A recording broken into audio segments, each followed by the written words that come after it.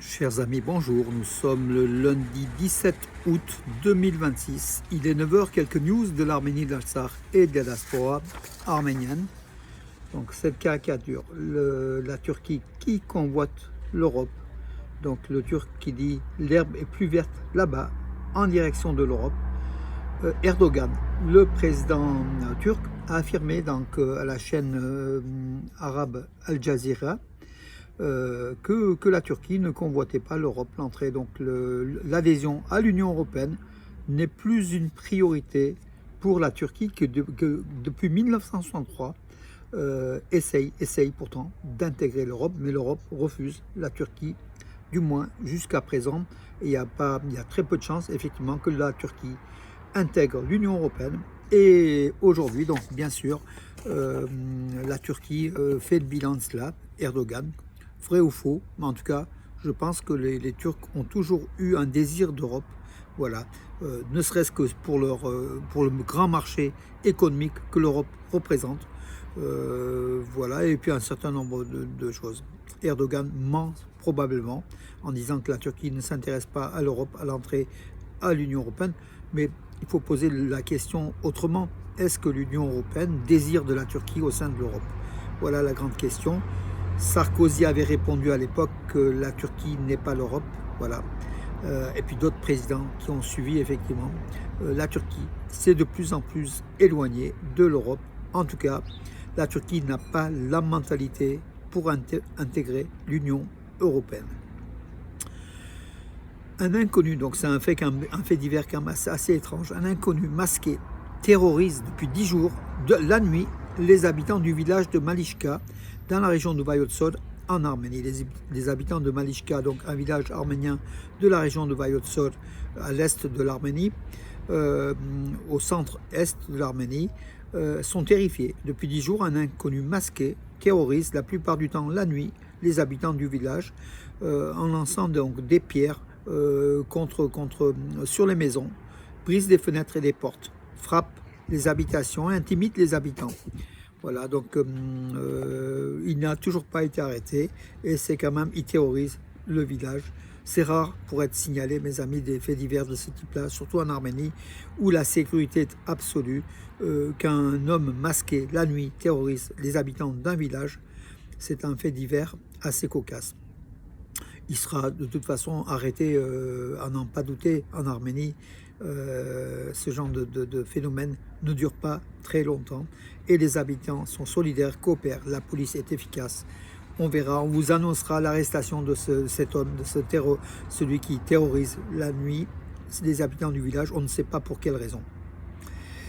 Le ministre arménien donc, du Travail, Arsen Tolosian, a parcouru 6 km à la nage dans le lac Sevan en 2h52, pratiquement 3 heures, reliant deux rives de ce lac Sevan, sur la partie bien sûr de la largeur, donc 6 km. Donc c'est une partie quand même étroite de la largeur du lac Sevan, qui en longueur fait pratiquement 70 km, 76 km, et en largeur sur certains endroits fait plus de 20 km ou plus de 30 km.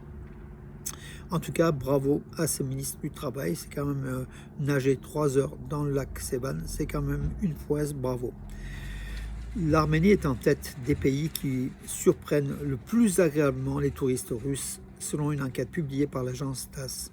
L'Arménie, la Géorgie et le Bélarus arrivent en tête des pays surprenant le plus agréablement les touristes russes après un voyage. C'est ce que révèle donc une enquête du service Cupibilet, consulté par l'agence TASS, une enquête réalisée auprès de plus de 1000 personnes en Russie qui ont fait ce voyage. Donc 1200 adultes, résidant dans des villes russes de plus d'1 million d'habitants, ont participé à cette étude. L'Arménie, donc les Russes, quand ils viennent en Arménie, c'est pour eux une agréable surprise et beaucoup d'entre eux reviennent. Et c'est une bonne chose pour la note touristique de l'Arménie.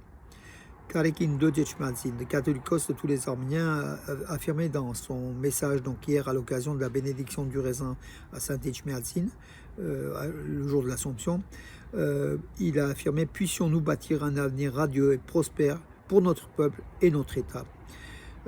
Voilà son discours, vous pouvez voir en partie sur mes pages Facebook et sur Armenews. Le Premier ministre arménien Nikol Pachinian a visité, donc c'était avant-hier, le Centre national de médecine nucléaire d'Arménie et a découvert les programmes à venir. Donc c'est un centre national de nucléaire et d'oncologie. Fanarjan, pardon, c'est le nom du centre. Hein. Il était en compagnie d'Anaït Avanessian, la ministre de la Santé d'Arménie, le Premier ministre arménien Nikol Pachinian. Il a vu aussi l'investissement massif réalisé grâce aussi au budget de l'État au sein de cette institution avec des appareils ultra modernes,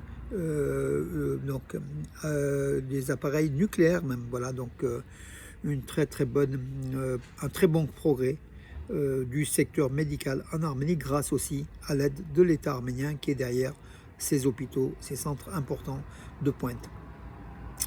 Festivar, c'est le festival arménien. Festivar, le festival de la musique et du tourisme en Arménie était à Goris samedi avec le succès du grand concert solo de Tatev Asadorian. Donc en dehors d'Yerevan, ce festival arménien tente de dynamiser les régions avec bien sûr le concert, mais toute la journée et le lendemain des dégustations de produits locaux, des présentations, des achats-ventes, donc du tourisme agricole, agroalimentaire, agro-rural. Et ça développe les régions d'Arménie. Là, c'était à Goris, dans la région de Sunik, qui est une région hyper importante, stratégique pour l'Arménie.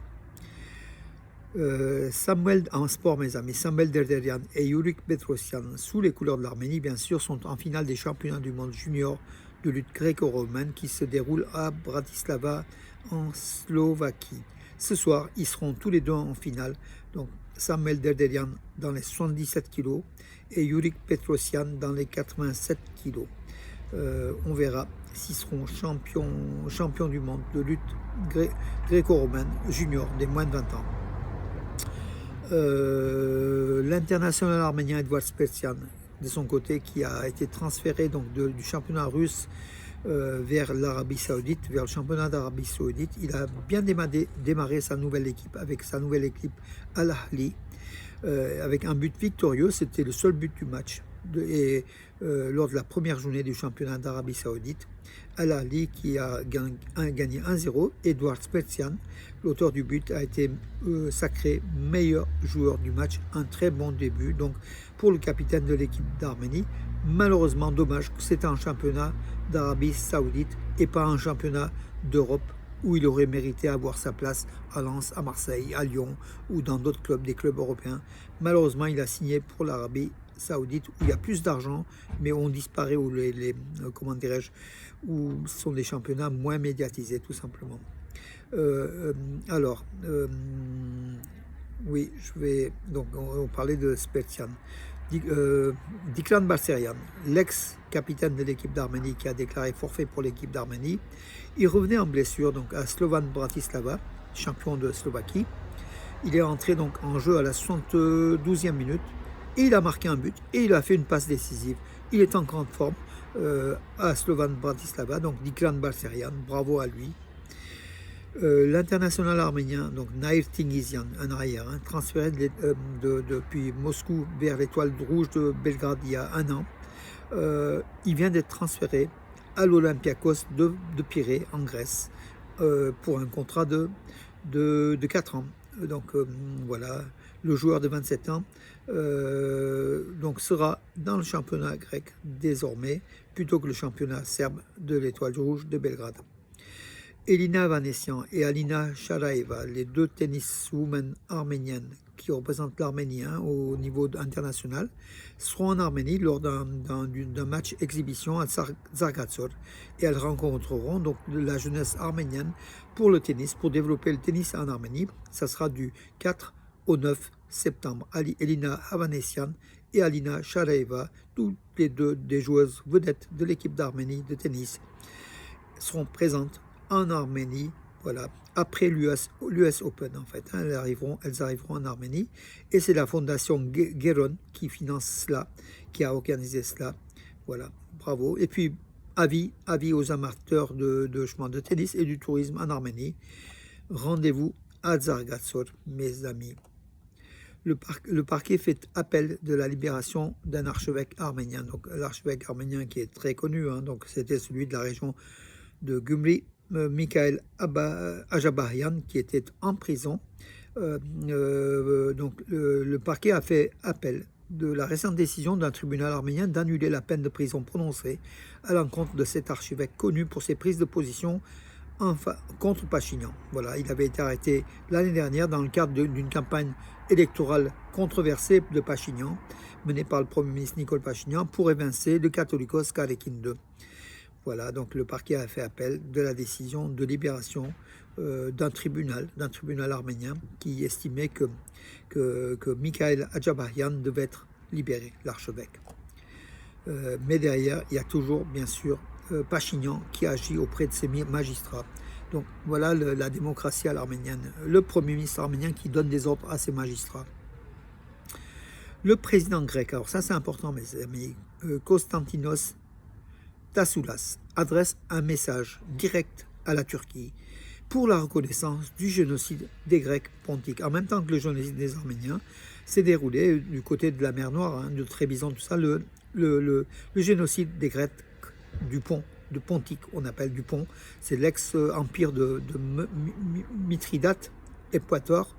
Les Grecs étaient là fondés dans des colonies, ils étaient très importants, ils ont été génocidés en même temps que les Arméniens et les Assyro-Chaldéens, bien sûr, s'exprimant lors des célébrations de la fête de la dormition de la Vierge Marie.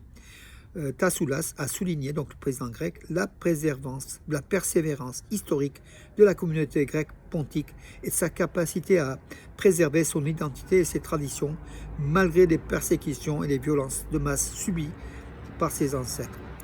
Malgré le génocide brutal, les Grecs pontiques ont réussi à renaître à chaque génération et à vivre ainsi aussi longtemps que Panagia Soumela existera, a déclaré Tassoulas, soulignant l'importance symbolique du monastère ainsi que la présence continue de la communauté pontique en Grèce et dans le monde. Voilà, il a appelé la Turquie dans ses sanctuaires historiques de Vérimio. Le président grec est allé plus loin encore en appelant à une reconnaissance internationale du génocide des Grecs pontiques et en exhortant spécifiquement la Turquie elle-même de reconnaître les événements historiques du génocide des Grecs pontiques. L'Arménie a reconnu le génocide des Grecs pontiques et les Grecs d'Arménie commémorent régulièrement cette date qui est, je crois, le 25 avril ou le 23 avril, en tout cas, c'est proche de la date du 24 avril du génocide des Arméniens. Voilà mes amis pour aujourd'hui, je vous souhaite une bonne journée. Enfin, la fin de la canicule, mes amis, on respire un peu mieux et on va respirer de plus en plus mieux en attendant les pluies fortes, les pluies qui vont ensemencer cette semaine, mes amis. Et ensemencer, bien sûr, on en a bien besoin. Toute la France, toute l'Europe a bien besoin de pluie, tout simplement. Bonne journée, pariol polorit, parigiragi et à demain, mes amis. Bonne journée, bonne écoute.